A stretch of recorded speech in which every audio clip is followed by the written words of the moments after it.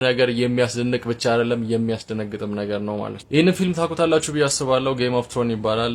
ስለ ፊልሙ ላወራለሁ የመጣሁት ነገር ግን በዛ ፊልም ላይ የሚታዩትና የሚገኙት ውልፎች ዳይር ውልፍ ይባላሉ። እነዚህ ውልፎች እጅግ በጣም ትላልቅ የሆኑ ውልፎች ናቸው። ስለነሱ እየተነገረ ያለውን እጅግ በጣም አስደናቂ የሆነውን ዜና ለእናንተ ላደርስ ነው የመጣሁት። አድምጡኝ። ይህ ከኋላ የምትመለከቱት ታይም መጋዚን ነው። ታይም መጋዚን ትናንትናው ባወጣው ዜና መሰረት እንግዲህ በከቨር ፔጁ ላይ እነዚህ ውልፎች ማለትም ዳይር ውልፍ የተባሉት ውልፎች መሬት ምድረገጽ ከጠፉ 10,000 ዓመታት ሆናቸው ነገር ግን በአሁኑ ሰዓት ተመልሰው መጥተዋል። ተመልሰው የመጡትም እንግዲህ በቴክኖሎጂ ነው። ይህም ማለት በክኖ ቴክኖሎጂ ከእንደገና ወደ ምድረገጽ እንዲመለሱ ተደርገዋል። በአሁኑ ወቅት 3 ዳይር ውልፎች በመሬት ላይ ይገኛሉ ተብሏል። እንደምትመለከቱት ነው። ይህ እውነተኛ ፒክቸራቸው ነው። እነዚህ 2 ውልፎች ማለትም በሳምንታት እድሜ ውስጥ የነበሩ ናቸው። ነገር ግን በአሁኑ ወቅት 6 ወር ሆኗቸዋል። በአሁኑ ወቅትም ይህንን አክለዋል። በጣም ግዙፍ ሆነዋል። ለመረዳት እንደመቻችሁ የዳይር ውልፍና የኖርማል ውልፍ ንጽጽሩን ላሳያችሁ። ንጽጽሩ እንግዲህ ይህንን ይመስላል። ኖርማል ግሬ የሆነ ውልፍ እንግዲህ ርዝመቱ ወደ ላይ 2.5 ፊት ሲሆን ዳይር ውልፍ ደግሞ ወደ ላይ ርዝመቱ 3.5 ፊት ነው። ይህም ወደ ሜትር ሲቀየር 1.1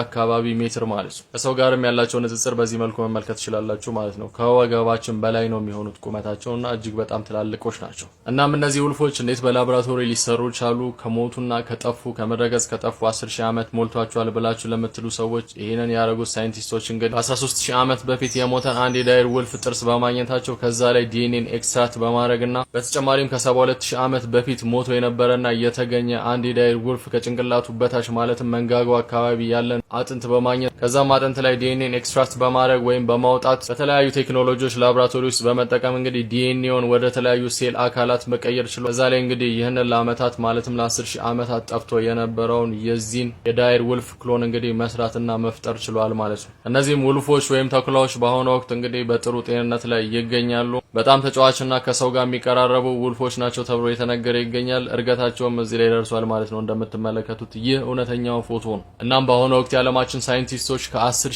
ዓመታት በፊት ህይወቱ አልፎና ከዚህ ምድረገጽ የጠፋውን ይህንን አራዊት ከእንደገና በህይወት መፍጠር ችለዋል ማለት ነው። የፈጠሩትም እንግዲህ ከ72 ዓመታት በፊት ሞቶ ከነበረ ከአንድ አጥንት ላይ ዲኤንኤ ኤክስትራክት በማድረግ ነው። ይህ እንግዲህ የዓለማችን የክሎን ቴክኖሎጂ ምን ላይ እንደደረሰ ማየት የሚያስችለን ነገር ነው ማለት ነው። አንድ ነገር የምጨምርላችሁ ይህ ነገር ሀፕን ካረገ 6 ወር ሞልቶታል። 6 ወር ሙሉ ምንም ክሎ የለንም ነበር እኛ ማለት ነው። ስለዚህ ነገር ግን አሁንም ይህንን ዜና ስንሰማ ብዙ ላይ ደንቀን ይችላል። ምክንያቱም እነሱኛ ላይ የሚሰሩት ሀሳብ ነው ብዬ አስባለሁ። በተለያዩ ሙቪዎችና ፊልሞች ላይ እንደምንመለከተው እንደዚህ አይነት ነገሮች ቀድመው ነው የሚነገሩን። ስለዚህ ዋናው ነገር ሀፕን ሲያደርግ ኦልሬዲ እኛ ከዚህ ነገር ጋር ፌሚሊየር ሆነን ስለተዘጋጀን ብዙም አይደንቀንም። ከዚህም በላይ ብዙ ነገር ይሰራል ብለን እናልፈዋለን። ነገር ግን በአሁኑ ሰዓት ማወቅ ያለባችሁ ዓለማችን የጠፋን ነገር ማለትም ህይወት ያለውን ነገር መለሰው ማምጣት ላይ ደረጃ ላይ ደርሰዋል ማለት ነው። ነገር የሚያስደንቅ ብቻ አይደለም የሚያስደነግጥም ነገር ነው ማለት ነው። እንግዲህ ከዚህ በኋላ የሚመጣው ነገር አብረን እንመለከታለን። መልካም ቀን ይውላችሁ። ብሩክ ነኝ። አዲስ ነገር ካለ መለሳለሁ።